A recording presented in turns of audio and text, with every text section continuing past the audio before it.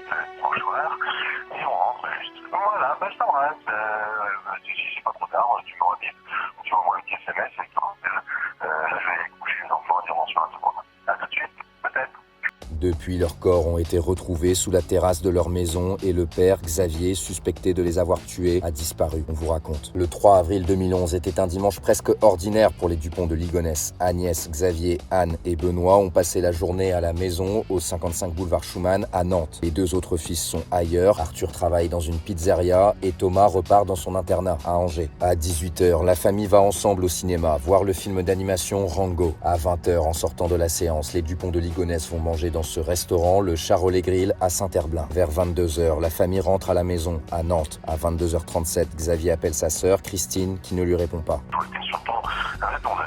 Agnès, Anne, Arthur discutent eux avec des amis par téléphone. Xavier leur prépare une tisane dans laquelle, d'après les enquêteurs, il met des somnifères. La famille s'endort. Selon les autorités, c'est un peu plus tard dans la nuit que le père va assassiner sa femme et 3 de ses enfants. L'arme du crime est un 22 long rifle. 2 mois plus tôt, Xavier a récupéré une carabine de ce type à Levallois-Perret dans l'appartement de son père qui venait de mourir. Pendant plusieurs semaines, Xavier s'est entraîné dans un stand de tir de Nantes et a même fini par acheter un silencieux et des cartouches. Agnès, Anne et Arthur ont reçu 2 balles de 22 long rifles dans la tête, tirées à bout portant. Benoît a lui reçu en plus 2 autres cartouches dans la poitrine. Dans le voisinage, personne n'entend rien ou presque, même si quelques témoins rapportent avoir entendu des aboiements inhabituels jusqu'à 2h du matin. Les chiens Léon et Jules ont également été tués par des balles de 22 long rifles. Le lendemain, lundi 4 avril 2011, Xavier justifie les absences des membres de sa famille. Le père appelle le travail de sa femme et les écoles de ses enfants, expliquant qu'ils sont malades, qu'ils ont eu un accident. Il faut désormais s'occuper de la terrasse sous laquelle seront enterrés les corps des membres de la famille. 3 jours plus tôt, Xavier Dupont de Ligonnès était à Castorama et Jardiland, où il a acheté du ciment, des sacs à gravats, une bêche, du rouleau adhésif, de la toile, de la chaux vive et une houe, soit tout le matériel nécessaire pour creuser un trou sous une terrasse, y enterrer des corps et faire en sorte qu'on ne les remarque pas. Le soir, Xavier va dîner avec son fils Thomas, qui, lui, est dans son internat à Angers et ne sait rien de ce qu'il se passe à Nantes. Le jeune homme de 18 ans se sent mal physiquement au cours du dîner et son père finit par le ramener à Angers. Il raconte à un ami avoir eu une fatigue soudaine et ne se souvenir de rien. Le lendemain, mardi 5 avril, vers 19h, Xavier rappelle son fils Thomas et lui demande cette fois de venir à Nantes, prétextant une hospitalisation de sa mère dans un petit coma après un accident de vélo. Le jeune homme prend un train, arrive à la maison vers minuit, regarde le film Midnight Express avec son père à la télévision et boit une tisane préparée par Xavier. Selon l'enquête, Thomas meurt dans la nuit. Le garçon a également été tué par balle et l'arme du crime est encore une carabine 22 long rifle. Le trou sous la terrasse est élargi avec une deuxième fosse distincte pour enterrer son corps. Pendant plusieurs jours, c'est comme si la vie suivait son cours chez les Dupont de Ligonnès. Les téléphones des membres de la famille continuent de poster sur les réseaux sociaux et de répondre aux messages. Les volets sont souvent fermés, mais un petit mot est accroché sur la porte du 55 boulevard Schumann. Ne pas sonner, nous sommes tous malades. Emoji qui sourit. Xavier prévient progressivement les employeurs et écoles qu'il est muté à l'étranger et que sa famille va devoir le suivre dans la précipitation. Le vendredi 8 avril, Xavier écrit une lettre qu'il enverra à certains de ses proches, dont voici quelques extraits. Coucou tout le monde, méga surprise, nous sommes partis en urgence aux USA dans des conditions très particulières que nous vous expliquons ci-dessous. Au moment où vous lisez cette lettre, nous ne sommes plus en France et ne pourrons y revenir pendant un temps encore indéterminé. PS, inutile de s'occuper des gravats et autres bazars entassés sous la terrasse, c'était déjà là quand nous sommes arrivés ici. À sa maîtresse, Catherine, à qui il doit des dizaines de milliers d'euros, Xavier écrit « Ma chérie, tu es la seule à qui j'écris avant de partir. Nous partons refaire notre vie en Australie en laissant nos casseroles derrière nous et sans intention de retour. Tu retrouveras tes 50 000 euros dans quelques années, mais seulement quand je le pourrai. Tu n'as plus qu'à patienter car personne ne pourra me retrouver. » Xavier était en effet endetté et pas seulement auprès de son amante. Il n'arrivait plus à assurer le train de vie financier de sa famille avec ses activités professionnelles dans des hôtels. Quelques mois plus tôt, dans une lettre adressée à ses 2 meilleurs amis, Emmanuel Teneur et Michel Rétif, Xavier racontait « Ma situation actuelle est plus précaire et je préfère prendre des précautions au cas où. Si ça tourne mal, je n'ai que 2 solutions. Me foutre en l'air avec ma voiture, assurant 600 000 euros pour Agnès pour élever les enfants, foutre le feu à la baraque quand tout le monde dort, plus aucun problème pour personne. Je serai donc fin août, début septembre au pied du mur avec une décision définitive à prendre, suicide seul ou suicide collectif. Je souhaite que même après enquête de police, on ne puisse jamais laisser croire à mes parents, frères et sœurs que ces accidents ont été volontairement provoqués par moi, même si les preuves sont formelles. PS, je suis très sérieux, lucide et sous l'emprise d'aucune drogue ni d'aucun alcool. Le dimanche 10 avril, vers 7h30 du matin, Xavier quitte définitivement sa maison de Nantes et roule en direction du sud de la France. Le soir du du départ, il dort à Puyllboro, près de La Rochelle. Le 11, il passe la nuit à Toulouse-Blagnac. Le 12, il est au Pontet, près d'Avignon. Le 13, à La Seyne-sur-Mer. Le 14 avril marque la fin de son périple. Xavier arrive à Roquebrune-sur-Argent. Un parcours qui n'est pas totalement dessiné au hasard, Xavier repassant parfois par des lieux qui lui sont familiers, des villes où il a vécu, des lieux où il partait en vacances, des communes dans lesquelles il avait de la famille ou des amis. Quelle que soit la portée de ce trajet, ce périple se termine en tout cas ce jeudi 14 avril à Roquebrune-sur-Argent dans le Var. Xavier a cette fois réservé un hôtel beaucoup moins luxueux que ceux des jours précédents, un Formule 1 où il s'enregistre vers 15h. À 17h, Xavier est aperçu en train de retirer 30 € dans un distributeur bancaire à proximité. Il passe la nuit au Formule 1 et est photographié le vendredi 15 avril au matin dans le couloir de l'hôtel vers 8h, un livre policier à la main. C'est la dernière photographie connue de Xavier Dupont de Ligonnès révélée au grand public. Aux alentours de 10h du matin, Xavier range ses affaires, dont son ordinateur, dans sa voiture, puis quitte le parking au volant de son véhicule. Il disparaît des radars pendant plusieurs heures. À 16h10, la Citroën C5 bleue de Xavier réapparaît sur le parking du Formule 1 de Roquebrune-sur-Argent. L'homme sort du véhicule et est à nouveau filmé par des caméras de vidéosurveillance. Sur ces images consultées par les enquêteurs, le père tient une housse de costume dans laquelle se trouve un objet long, selon eux la carabine 22 long rifle. Depuis ce vendredi 15 avril 2011, on a perdu la trace de Xavier Dupont de Ligonnès. Côté police, l'enquête met un peu de temps à se lancer. Les premiers signalements de proches s'inquiétant de la disparition d'Île de Ligonnès datent pourtant du mercredi 13 avril, lorsqu'une voisine a appelé la police car elle s'inquiétait de voir les volets fermés depuis plusieurs jours. Après plusieurs témoignages et vérifications de la police, une enquête pour disparition inquiétante est ouverte le mardi 19 avril. La police visite à quelques reprises le logement, remarquant des scènes suspectes mais pas forcément incriminantes. Les enquêteurs ne trouveront ainsi aucune trace de sang dans toute la maison, une situation considérée comme exceptionnelle par beaucoup de spécialistes qui estiment que les meurtres ont été préparés et exécutés avec une précision incroyable. C'est une agente de police qui va finalement remarquer le jeudi 21 avril que la gamelle des chiens est étrangement disposée sous la terrasse. Elle s'aperçoit que du ciment frais a été versé et qu'un trou a été creusé en dessous. C'est là que les corps d'Agnès, Anne, Benoît, Thomas et Arthur seront retrouvés. Les victimes ont été enterrées en tenue de nuit, enveloppées dans des draps et des sacs accompagnés d'objets religieux. L'autopsie confirme qu'ils ont tous été tués par balle à bout portant par une carabine 22 long rifle. Le jour de la découverte des corps, la police identifie la Citroën C5 bleue de Xavier sur le parking du Formule 1 de Roquebrune-sur-Argent. À l'intérieur, des bouteilles d'alcool vide, des cigarettes, des vêtements, mais aucune trace de la carabine, du téléphone ou encore de l'ordinateur du conducteur. 15 ans après les faits, le principal suspect des meurtres, Xavier Dupont de Ligonnès, n'a toujours pas été retrouvé par les autorités. Plusieurs fausses pistes ont été explorées dans des monastères et des communautés religieuses notamment, mais aussi à l'étranger. La police écossaise affirme avoir été un homme ce soir à l'aéroport de Glasgow